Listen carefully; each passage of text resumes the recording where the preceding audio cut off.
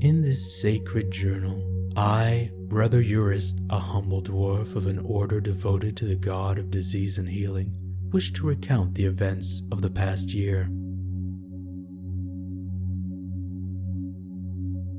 Our group of 7 steadfast brethren left our mountain home to embark on a divine mission to build a temple dedicated to our god at a crossroads nestled amidst the hills that cascade down the mountainside. With devout hearts and unwavering determination, we commenced our holy task. Our first endeavor was to prepare the land, clearing the earth and setting up pasture land to sustain us in our noble pursuit. We then embarked upon the arduous task of felling trees and gathering the timber needed to construct our temple's furniture.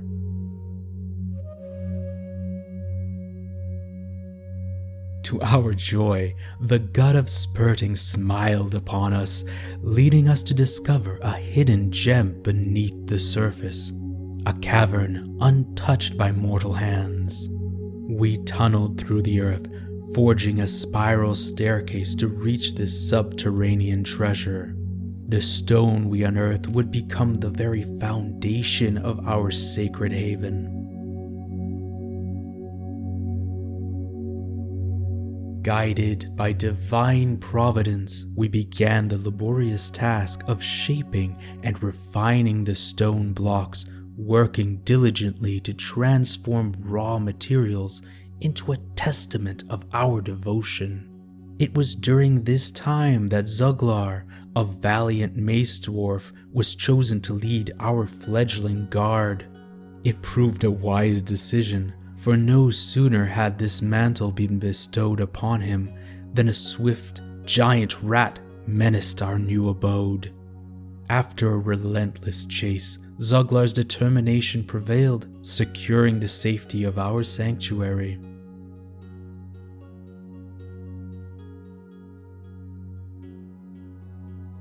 Yet the caverns below harbored further challenges. Trogs, creatures of darkness and malevolence, rose from the depth to test our mettle. Zuglar, ever stalwart, fought valiantly against the intruders, defending our sacred grounds with unwavering resolve. Through courage and unity, we overcame the sinister threat, reaffirming our dedication to the divine mission. As the months waned, we rejoiced at the prospects of erecting our temple. The construction commenced, albeit modest in its beginnings, a single room that shall serve as an office for this chronicle's author. Although I lament that this initial room was not yet dedicated to the worship of our revered deity, practicality dictated that our writings be shielded from the elements, and this space served as a temporary refuge. With the arrival of spring, we turned our focus below, mining additional rooms to accommodate our growing community. No longer would we dwell in tents or rely on the caravan that bore us here.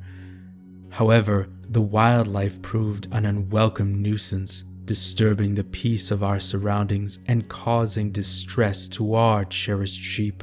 Thus, we began the construction of a stone enclosure to safeguard our gentle companions. In the early days of summer, an ominous event transpired. An unwelcome group of undead creatures, vile beings born of unholy necromantic experiments.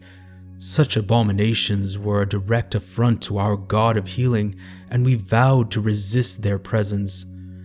Although their numbers were considerable, they departed as swiftly as they arrived, perhaps a mere scouting party. Our hearts found solace in Zuglar's newfound dedication to militia training, for the skills he hones may yet be needed in future confrontations with the undead. As the sun reached its zenith, 8 bedrooms emerged from the toils of our hands. a testament to the harmonious unity of our brotherhood. These chambers, completed with care, provided sanctuary for all who called our temple home. Soon after, 2 new brethren joined our ranks, and while their rooms were not yet finished, tents would temporarily shelter their devotion.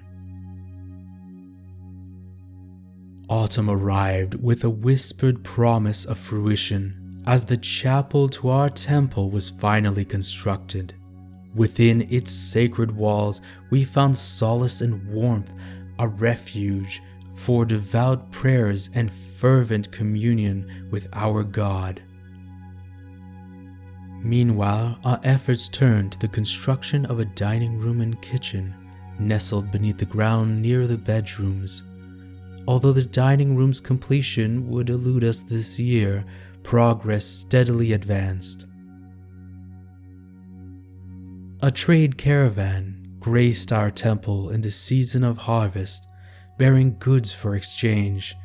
Though limited in resources, we bartered our abundant wooden furniture for mounds of clay, a valuable asset for future craftsmanship, waiting patiently to be shaped into jugs and mugs in the years to come.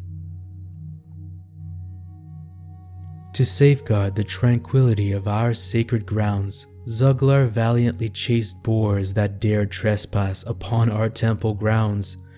Though elusive in his pursuits, his unwavering vigilance ensured that our sheep remained undisturbed.